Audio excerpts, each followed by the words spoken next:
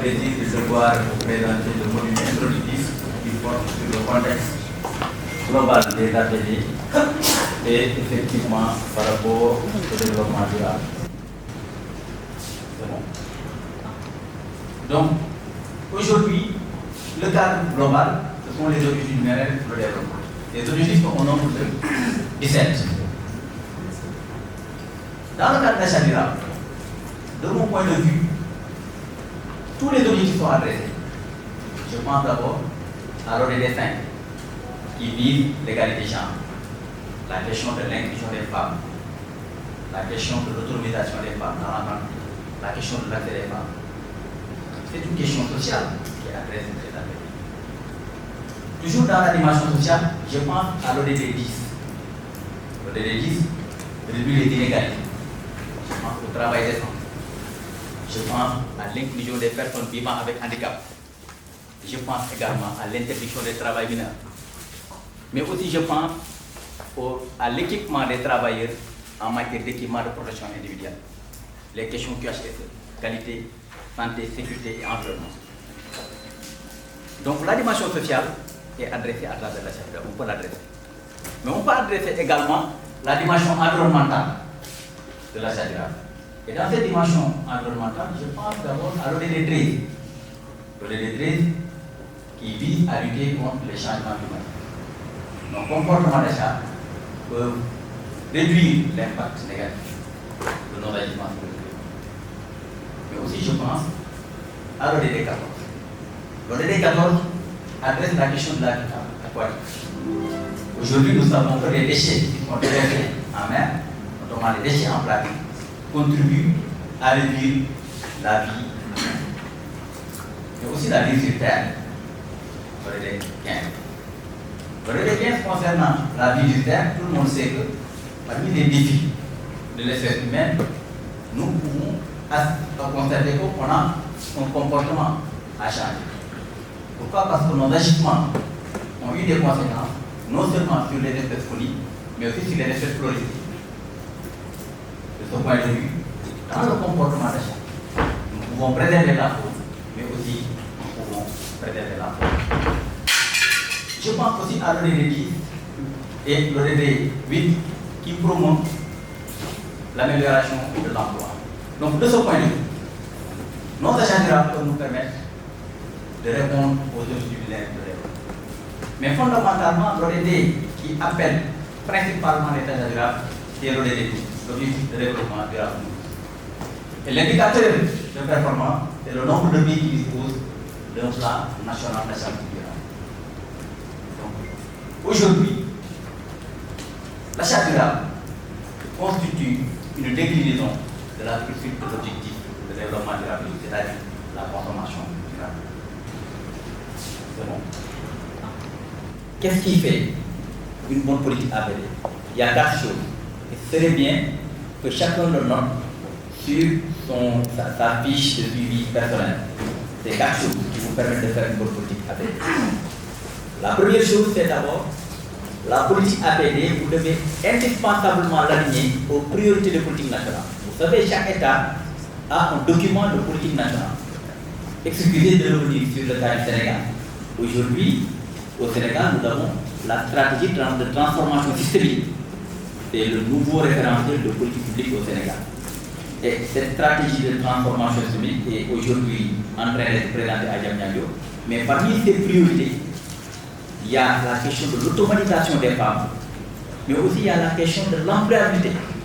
C'est des priorités, mais également, bien entendu, la question de la souveraineté économique à travers la pénétration du secteur privé. Donc, lorsqu'on doit définir notre politique APD, nous devons nous aligner sur cette priorité de politique nationale. Donc, la première chose, il faut aligner votre politique APD par rapport aux priorités de politique nationale. Ça, c'est la première chose.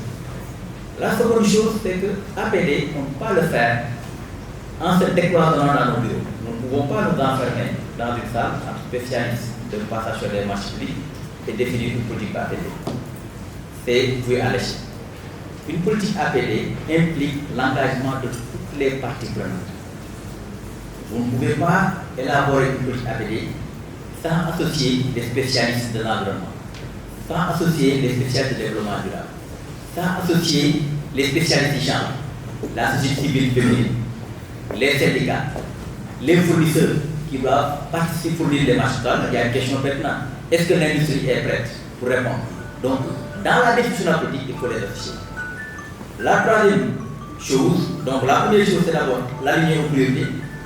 La seconde chose, c'est d'impliquer l'ensemble des parties prenantes, de s'assurer de l'engagement. La troisième chose maintenant, c'est par rapport à la stratégie. Cette stratégie, qu'est-ce qu'il doit contenir dans la stratégie? Dans la stratégie, il faut d'abord définir les rôles et les responsabilités. Dans la stratégie, qui doit faire quoi? Et quelles sont les actions à entreprendre pour procéder, pour atteindre cette stratégie? C'est comme ce que vous vivez dans vos services par rapport à la planification stratégique. Ils sont bien identifiés, les rôles et les responsabilités, les actions à mettre en œuvre, mais aussi les indicateurs de mesure. Parce que l'évaluation progressive des mesures, ça vous permettra de faire des ajustements. Et enfin, dans le cadre de votre politique APD, vous devez fixer des objectifs. C'est la quatrième chose. Et ces objectifs doivent s'aligner par rapport à l'atteinte des objectifs du millénaire pour le développement, du développement durable, c'est-à-dire réduire les émissions, c'est-à-dire par rapport au changement climatique, réduire les émissions en carbone, fixer les objectifs par rapport à l'emploi, fixer en termes d'économie verte. Donc, les objectifs en tout cas que vous devez fixer, ça doit être en cohérence, je vous le rappelle, par rapport aux priorités politiques, mais vous devez fixer des objectifs clairs, mesurables, atteignables, et ces objectifs doivent, ça, pour vous tendre à adresser les objectifs du développement durable, notamment les questions de l'emploi, les questions environnementales, les questions sociales, la réduction de la pollution, la réduction des émissions. Ce sont les 4 éléments qui font une bonne politique APD. D'abord, je le rappelle, la première chose, aligner cette politique par rapport aux priorités de politique publique. Seconde chose, impliquer toutes les parties prenantes, s'assurer que tous les acteurs, toutes les catégories sont engagées. Quatrième chose, définir les rôles et les responsabilités, les actions et les indicateurs à mesurer. Et enfin, fixer des objectifs stratégiques à atteindre et à mesurer. Maintenant, si vous connaissez ça, et vous connaissez comment maintenant on développe une politique APD. La politique APD, on la développe en 4 phases. Ça aussi, je vous propose de la noter, ça me paraît essentiel. C'est le terme D, E, M, D, E, P, M.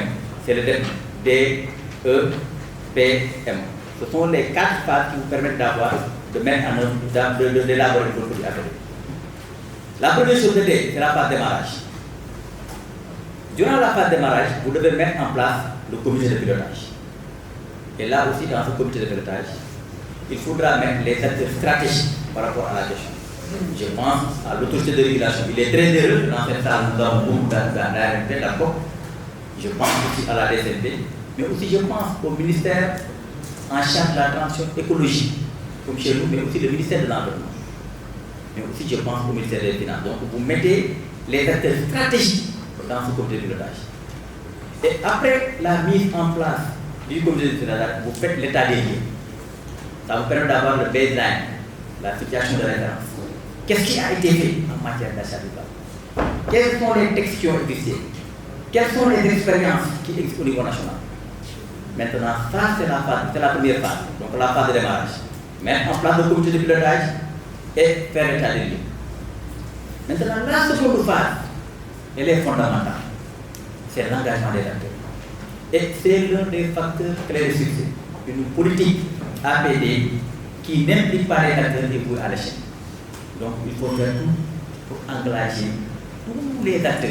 Et surtout que ce n'est pas aidé parce que c'est des acteurs qui n'ont pas de par le passé coutume de parfois travailler. Les spécialistes de l'environnement étaient parfois relativement loin par rapport aux acheteurs publics. Tout à l'heure, vous avez entendu certains acheteurs qui apprécient la logique par rapport au coût. Alors que les préoccupations peuvent être relativement diverses. Donc il faut faire tout pour associer les universitaires, les spécialistes de développement durable, les syndicats, les fournisseurs, la société civile, mais aussi les décideurs politiques. Et cette phase, tous ces deux phases-là, c'est-à-dire la phase de démarrage, la phase d'engagement des acteurs, ça se déroule pendant, chaque phase peut se dérouler pendant 6 mois. 6 mois, la phase de démarrage et la phase d'engagement des acteurs. Maintenant, la troisième phase, c'est la phase planification. Et dans cette phase planification, ici, il n'y a rien que vous apprenez sous les yeux.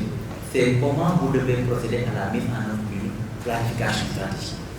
Il s'agit effectivement, dans cette planification, d'utiliser les techniques de décision que vous connaissez, en impliquant les acteurs, mais en définissant les rôles, les responsabilités, les actions, les indicateurs de résultats et les périodicités de mesure de ces indicateurs. Ça, c'est la phase planification. Et enfin, la quatrième phase. Je signale que cette phase planification tellement fondamentale doit durer 12 mois. La dernière phase, c'est la phase mise en œuvre. Et dans la phase mise en œuvre, cette phase-là, elle est continue. Une fois que vous avez mis en place le comité de pilotage, vous avez fait l'état des lieux. Vous avez engagé tous les acteurs qui peuvent vous apporter leur input et vous allez procéder maintenant à la planification. Une fois que vous planifiez, vous mettez en œuvre. Et en mettant en œuvre, je signale que c'est continu, mais vous pouvez utiliser le PDCA, plan, do, check, act. C'est-à-dire vous planifiez, vous mettez en œuvre, vous évaluez et vous corrigez régulièrement. Maintenant, cela suppose fondamentalement que vous ayez une excellente stratégie de communication avec l'ensemble des acteurs. Et cette stratégie de communication doit commencer bien au début. C'est-à-dire, il ne faudrait pas faire les acteurs les faire valoir. Il ne faudrait pas accoucher le bébé et le leur proposer. Il faudrait les impliquer dans le processus, communiquer avec eux et prendre en compte les inquiétudes, les résistances et essayer de les adresser. Donc, en résumé, si vous savez que pour une politique APD, il faudrait l'aligner aux plusieurs de politique nationale, il faudrait engager les acteurs, il faudrait définir les rôles et les responsabilités, et enfin, il faudrait fixer des objectifs clairs qui sont en cohérence avec les autorités. Si vous comprenez que la première phase pour l'élaboration, c'est d'abord la phase de démarrage, durant laquelle vous devez mettre en place le comité de pilotage, faire l'état des lieux des APD dans votre pays.